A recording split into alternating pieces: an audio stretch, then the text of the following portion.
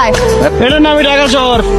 আপনি যে ব্যাগ ভর্তি জিনিস নিয়ে আইছেন, বাইরের বাসায় যেতেছেন, এত কিছু আমার কি দরকার ছিল? নাই না কি কম, আমার ভাই লাখে একটা এত ভালো রেজাল্ট করছে, আমার গ্রামের গর্ব। আসো আসো ভিতরে আসো। হ্যাঁ রাজা, ভাবি আসসালামু আলাইকুম। কেমন আছো তোমরা? আগে কয়দিন থাকবা? এক সপ্তাহ আগে কিন্তু যাইতে দিব না। ভাই এবার যাওয়ার লিগে আসি নাই, এবার একদম থেকে যাবো, পুরা শহরে হয়ে যাবো।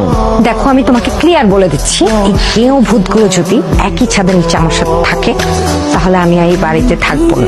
ও আমার ছোট ভাই, কিন্তু ও সবকিছু করেছে জীবনে বড় ভাইয়ের মতো। আমি কলেজে পড়াশোনা করেছি, ও জমি বিক্রি করে সেই খরচ দিয়েছে।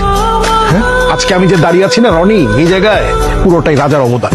তুলি, তোমাকে না নিষেধ করে সে ছাগলের কাছে আসবে না? চলো বাসায় চলো এক্ষুনি। যত সব এই আনকালচার লোকগুলোর সাথে থাকতে থাকতে তুমি একটা আনকালচার হচ্ছো। ইয়া আল্লাহ, আমার সোফার মধ্যে ছাগল পটি করে দিছে। তোমরা জানো এই সোফার দাম কত? ভাবি, যুবরাজ তো কোনোদিন ঢাকা শহরে আসে নাই, সোফা নরম সোফা পাইয়া এনে বইয়া পেট পরিষ্কার করে ফেলাইছে। আমি পরিষ্কার করে দিতেছি ভাবি। ভাইজান আসো বসো। ভাই কি ব্যাপার?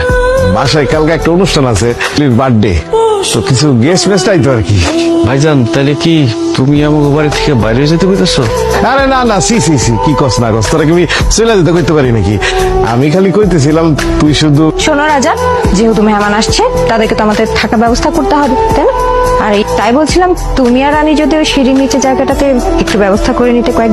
আমার মনে হয় কি ভাই ভাবি হারা চায় না আমরা এনে থাকি।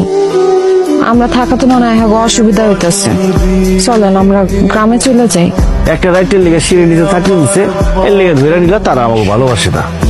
থাকবো তো আত্মীয় স্বজন নাই, আমরা যদি ঘরে শুয়ে থাকি আত্মীয় স্বজন থাকবো কোন জায়গায়? আপনি সবসময় নিজের মতো করে সবকিছু বুঝেন। কালকে যে তুলির জন্মদিন, কি দিবেন জন্মদিনে? কিছু ভাবছেন? টাকা পয়সা তো কিছুই নেই। আমার এই স্বর্ণের চেইনটা উপর হিসেবে দিয়েন।